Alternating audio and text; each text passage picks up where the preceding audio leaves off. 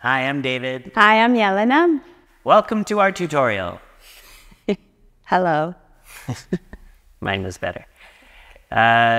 Today, we're going to look at EKA PADA SIRSASANA, which means EKA, One PADA, foot, Sirsha, head, 1 foot head pose. leg behind head. Leg behind the head pose. That's the anglicized version.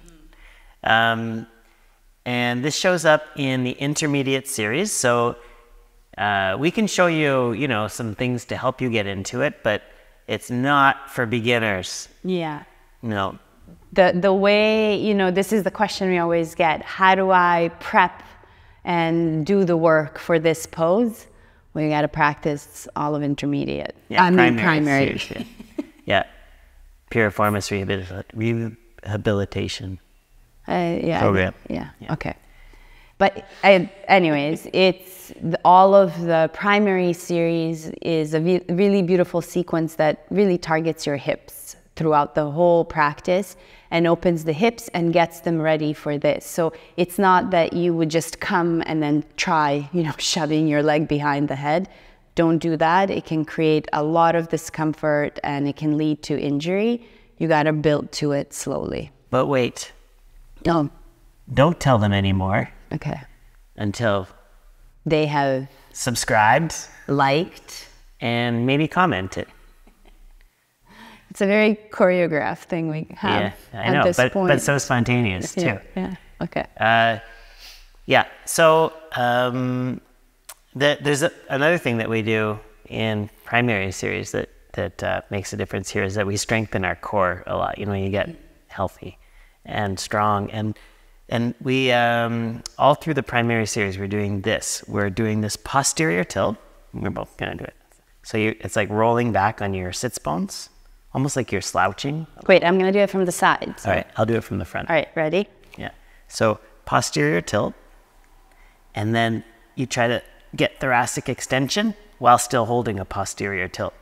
So you're still on the backs of the sits bones, and then it's like you're pushing down through your hips. Doesn't look like much. And lifting through your chest. I know, it doesn't look like much. But it's very active, and you can see it if you do it, like kind of almost teaching yourself that you can separate what you do with your spine. So you're tucking and rolling in the bottom half, and then from the top of the sternum, the top of your chest, you're lifting without changing that. So make sure when you go for that second part that you don't go back into here. You stay down here and then lift.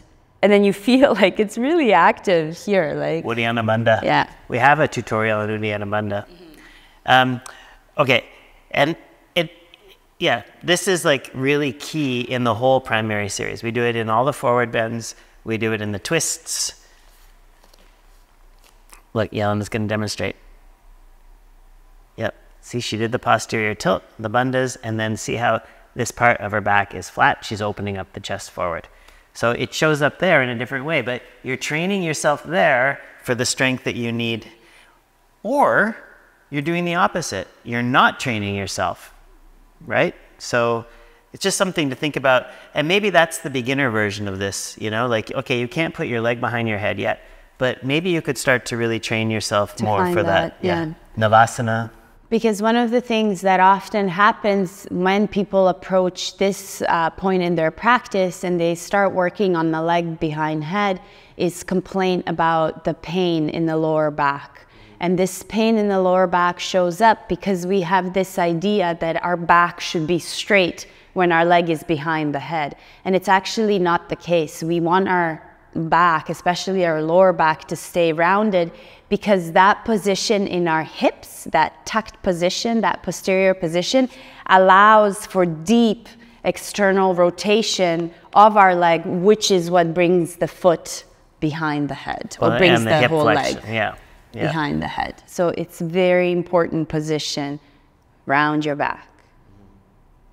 But it's hard not to do this pose without some discomfort, like when you're learning it. So we'll talk about it a little bit, but it's a fairly unnatural thing to do, to put your leg behind your head. I'm pretty sure that wasn't, like nature wasn't thinking.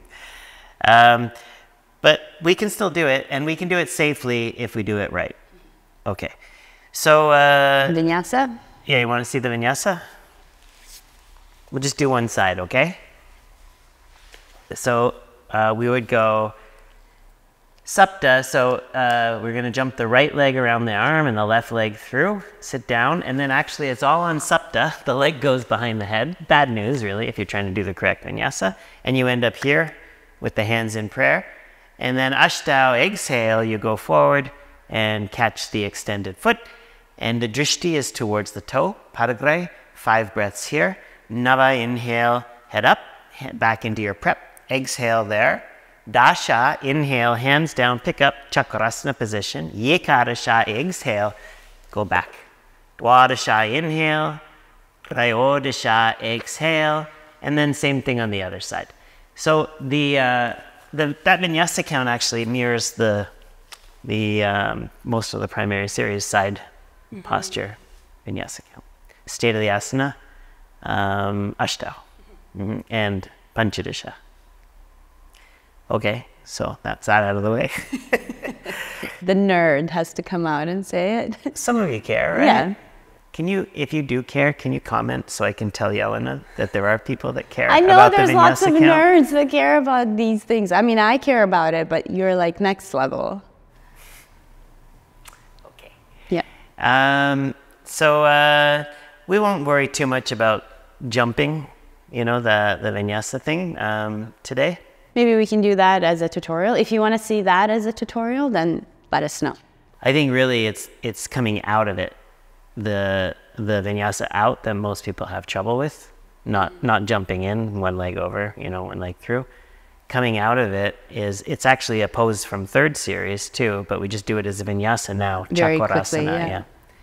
So we'll do a separate tutorial on that. We don't do any 3rd series tutorials yet. No. Comment on that. Okay, so first, external rotation. This is external rotation. Jelena is rolling the thigh out. How do I know? Because her foot is coming back towards her. If it was internal rotation, then the foot would go away, right? Out to the side. So external rotation. And then this is something that I always kind of note when I'm doing the posture. Is see how Jelena's shin right now is parallel to the front of her body.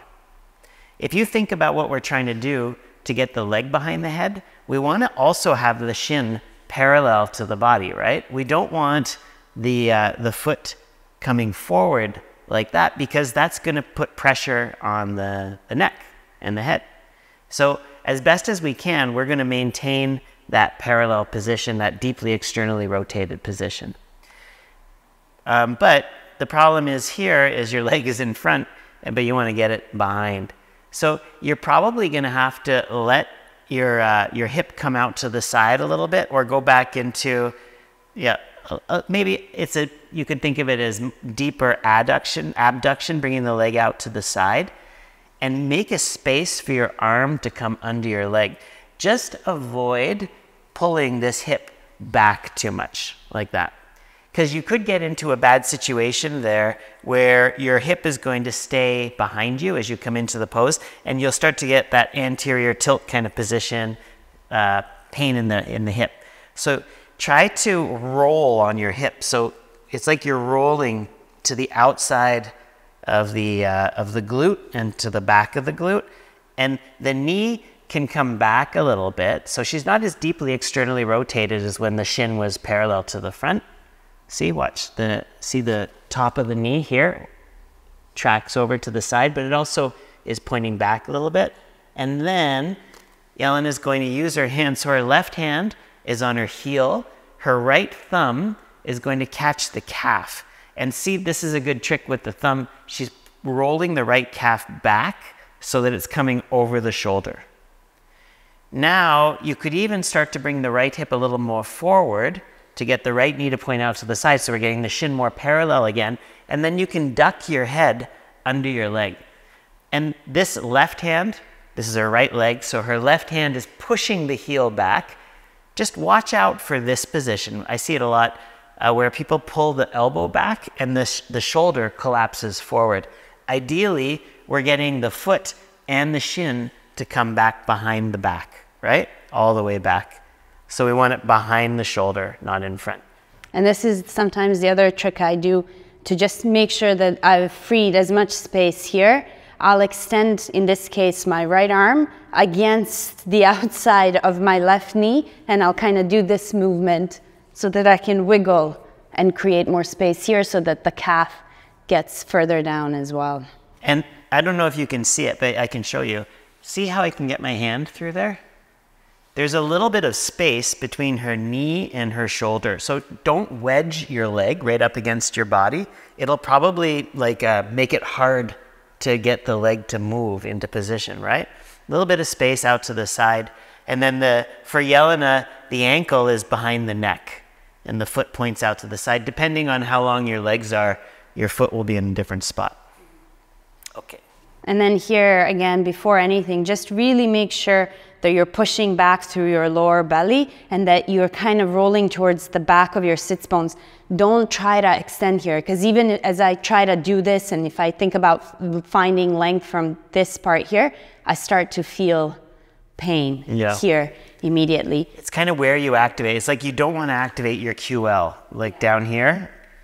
So you're rounding the lower back, and then sometimes placing your hands here, you can find that if you can find length from here, but again, we go back to what we talked about at the start of the video, and as soon as I do that, I feel so much stretch right there. Opening.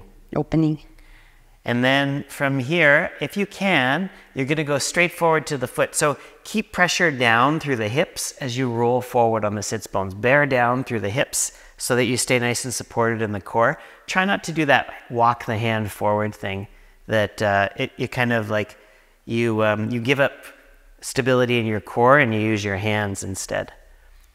All right, and then you come back up, hands to prayer. Again, you don't walk the hands along the floor. You just try to come straight back to there. Exhale.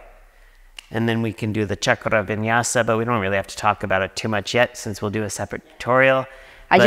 One more tip. Make sure that once you've placed your leg here, one of the ways to really maintain it there is you're actually actively pushing down. It feels like you're bending your knee even more. And I don't know if you can see the movement. Often what we see happening is that this leg starts to slide off.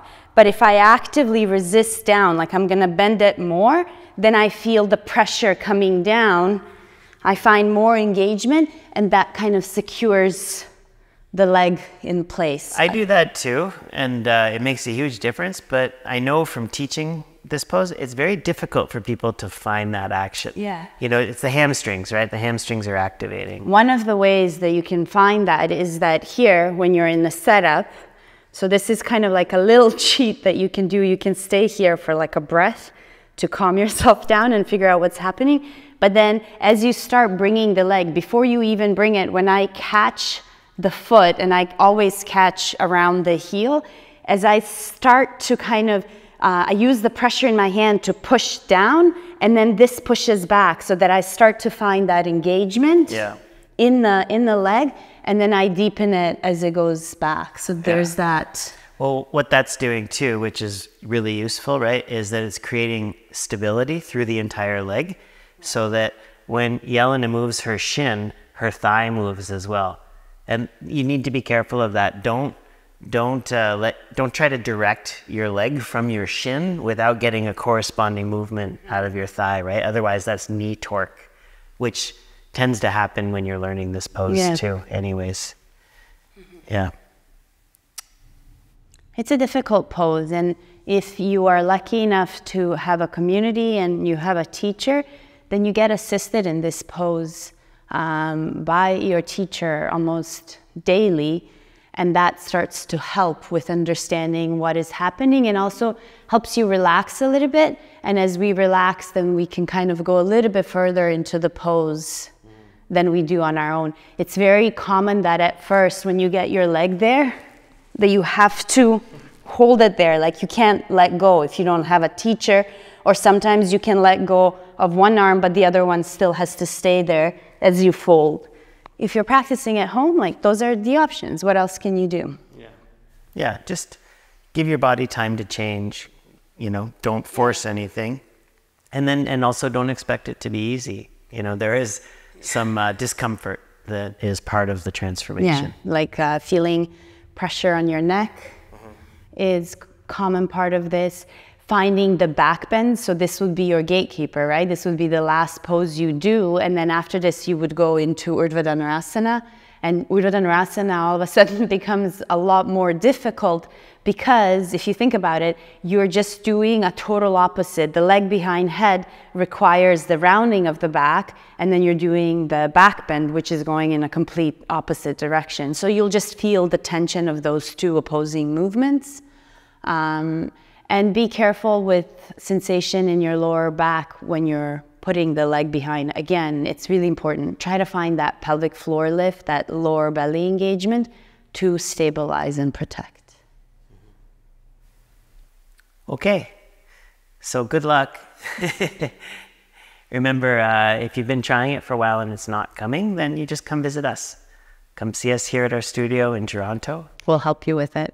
Or see us somewhere in one of the beautiful locations around the world. We'll also help you with it there. Give workshops. All right. Have a great day. See you soon. Bye.